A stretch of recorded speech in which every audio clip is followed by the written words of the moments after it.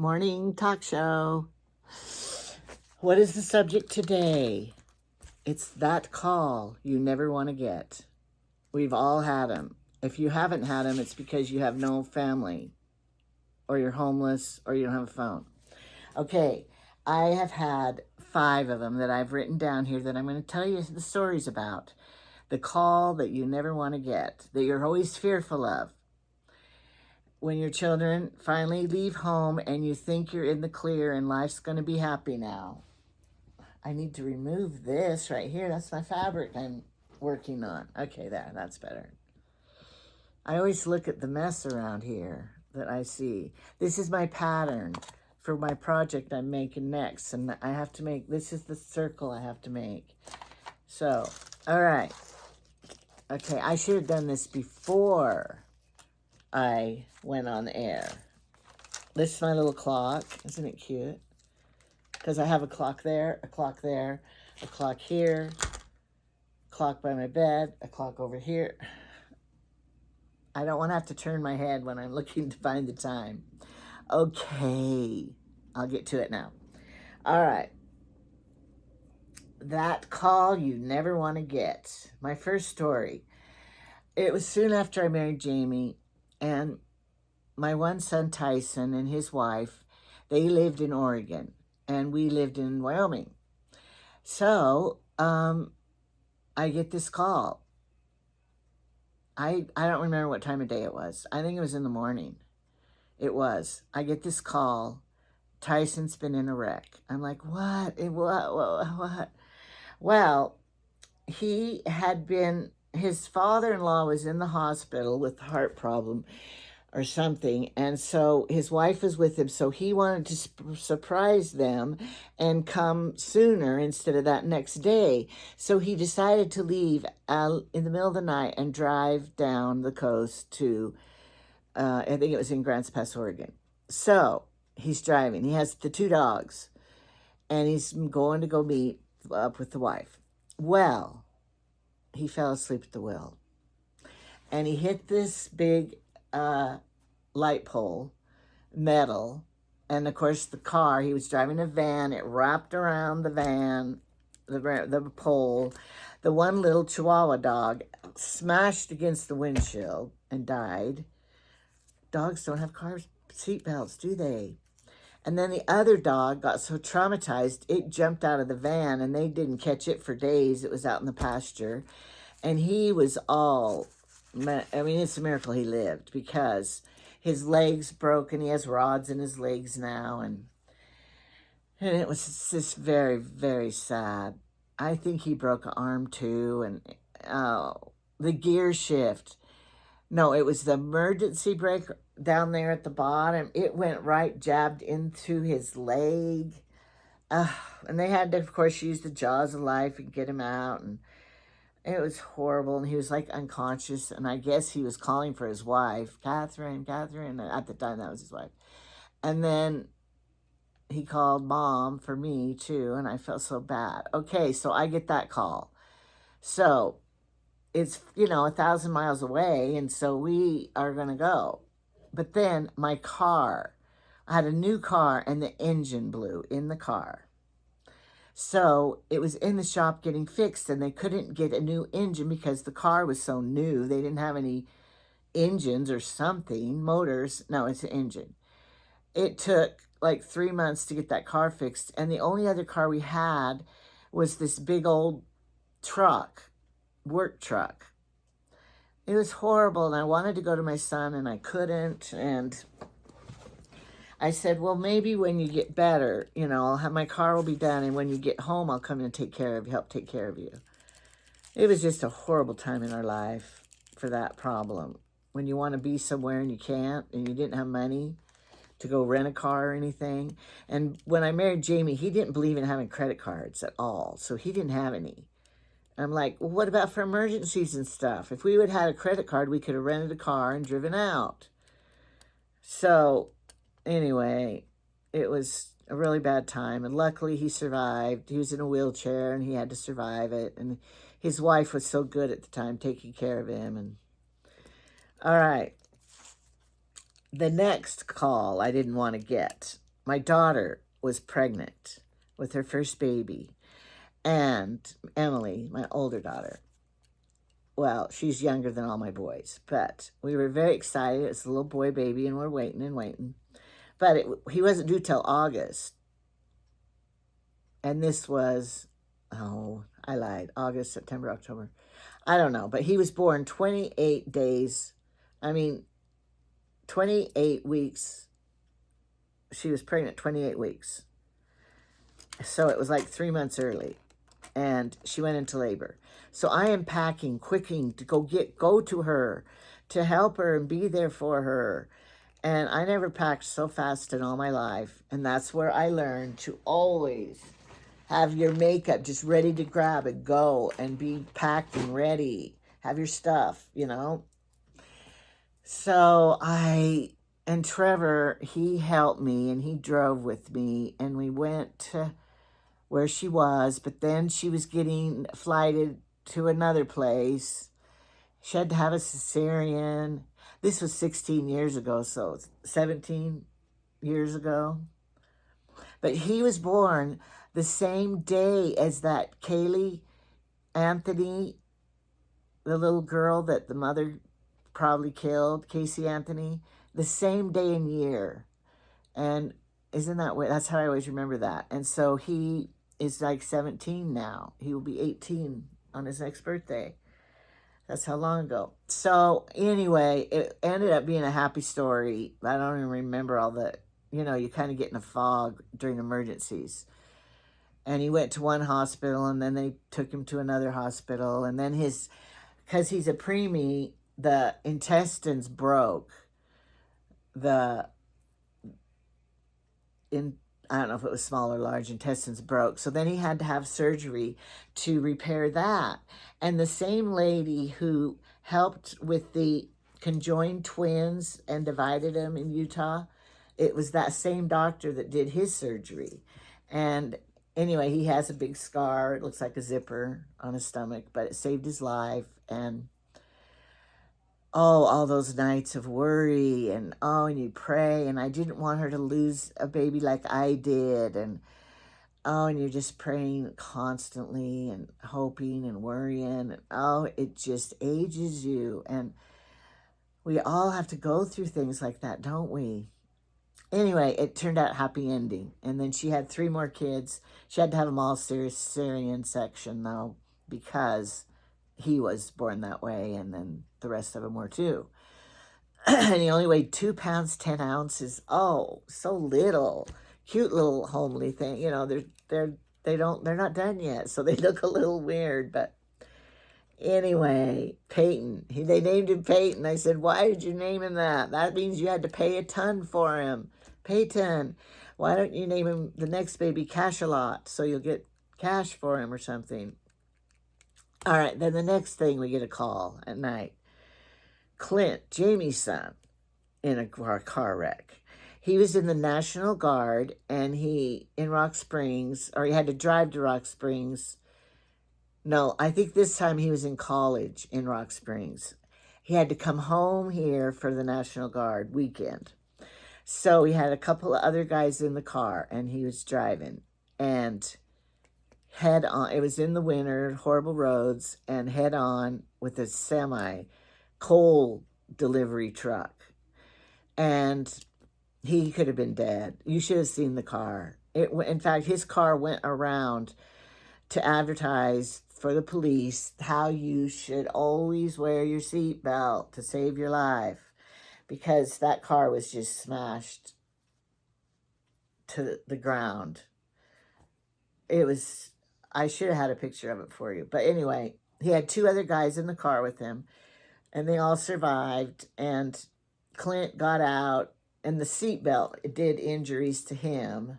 I don't think he had to have a surgery. But the one guy in the back seat, like his head almost got scalped. He had stitches all the way around here. It's horrible. But it was late at night when they called us, at nighttime, and the roads were so bad. So we didn't go that night because we're old, and where would we stay? And, we couldn't do anything to help him. So we left early that next morning because that was a smart thing to do because the roads were so slippery. He survived, luckily. But I know people were so good. Like the first car who came upon the crash was a paramedic. And then another moving van or something came by and they had blankets. So they gave all the padding that went with the back of the truck, they gave them to cover the injured people. And the guy in the truck, he wasn't hurt because, trucks are safer.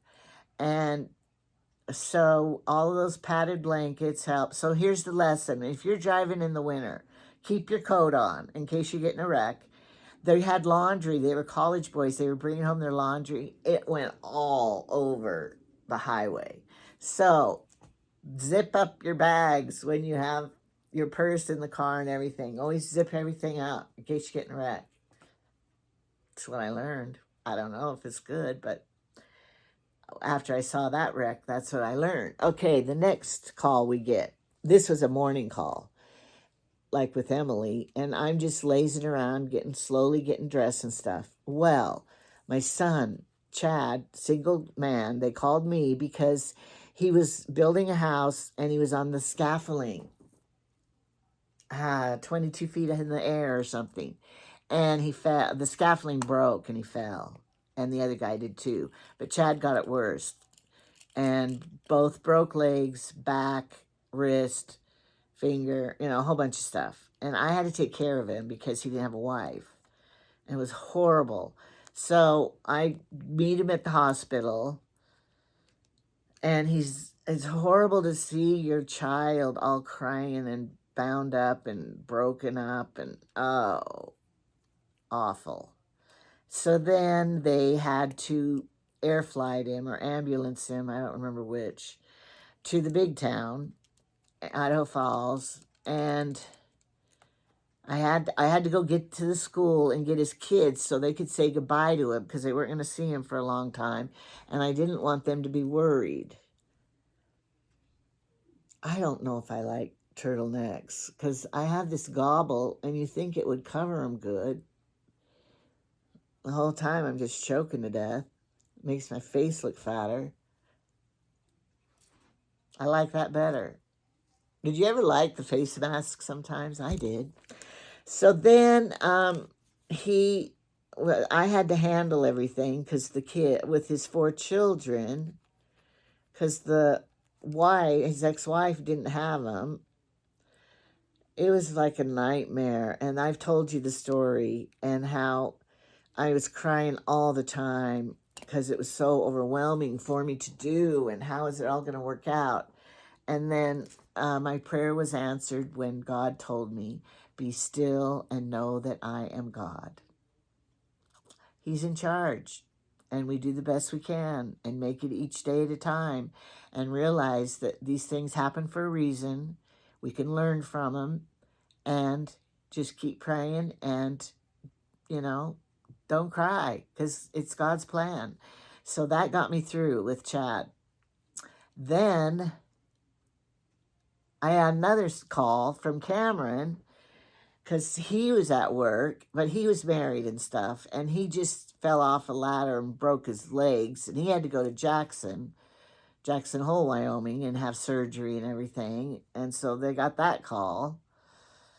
And then the worst call of all that didn't have a happy ending was when we got a call at night and it was Jamie's daughter hit by a car. It was at Christmas time. I remember this one more because it was only like 6 years ago.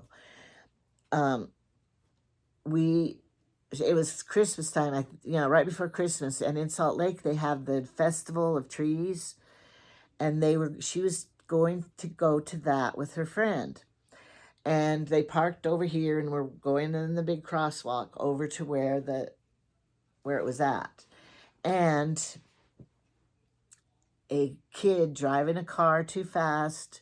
I think it was a flashing light that the crosswalk was. But anyway, he was going too fast and saw him too late and hit him. Now, the girl she was with didn't get hit. But there was another couple in the crosswalk, and they got hit. But Stephanie got hit right on, and she went flying in the air, came down on the windshield, or maybe she hit the windshield and went flying. You could see her body imprint in the glass, smashed in. And she had brain damage so bad. I don't even remember the other injuries because the brain damage was so bad.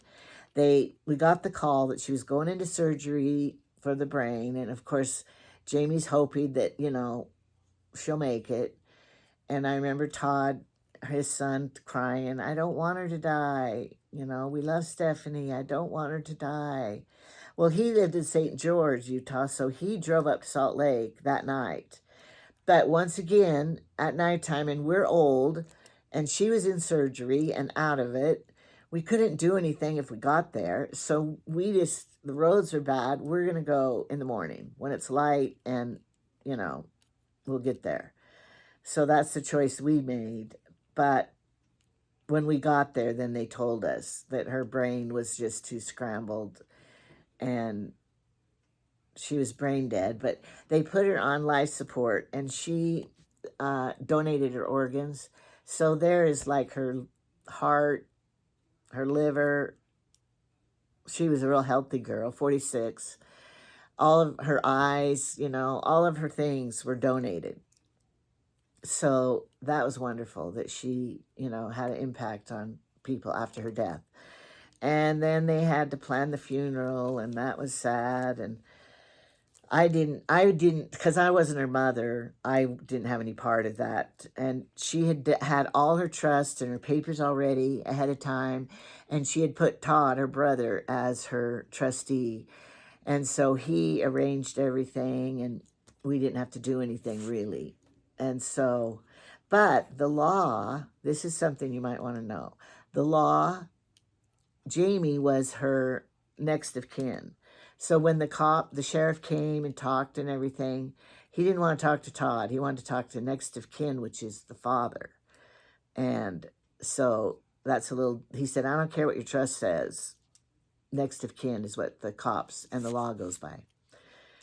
But it took a few months to, she had bought a house, and it took a few months to get all that straightened out, and it was very sad.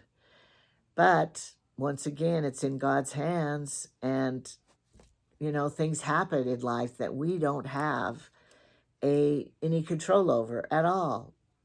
So this was one of them, and you just have to move on. And Clint, the younger brother, took it really hard because he says he's an atheist. He doesn't believe in God. He doesn't believe in the afterlife. He doesn't believe any religion.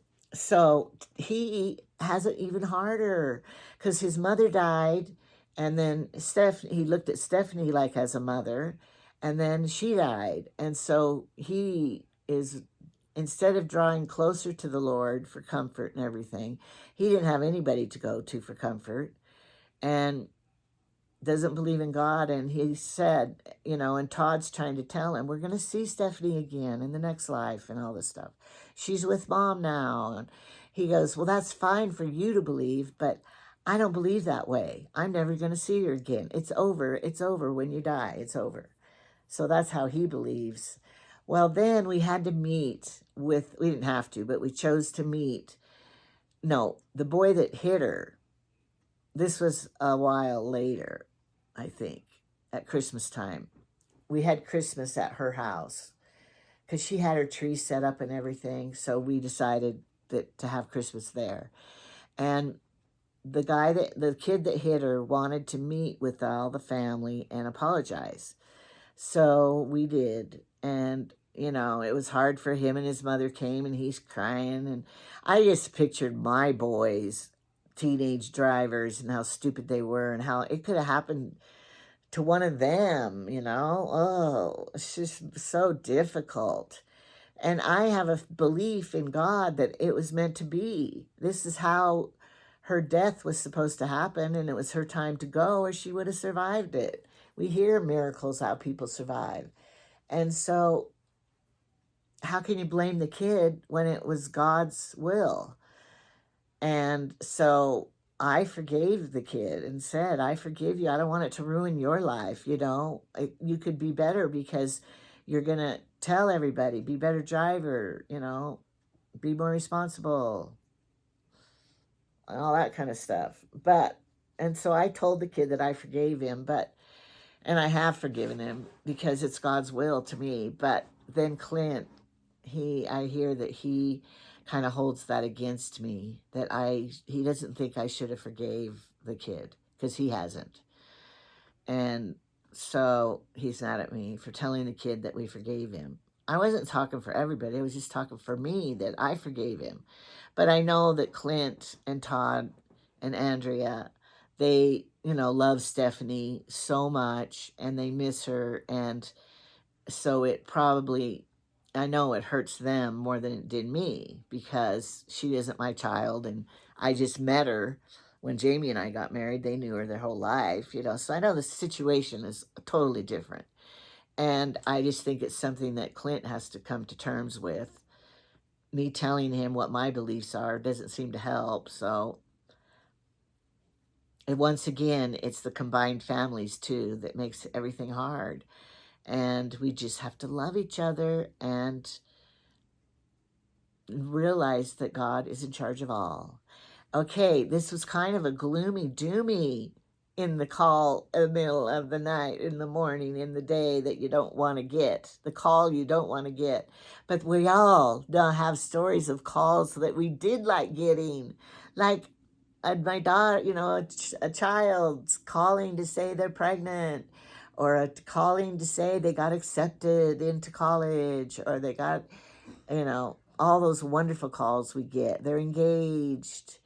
They got wonderful calls that we get. And so there is good news in the world too. Okay, we're going to get going now. So that is my morning talk show.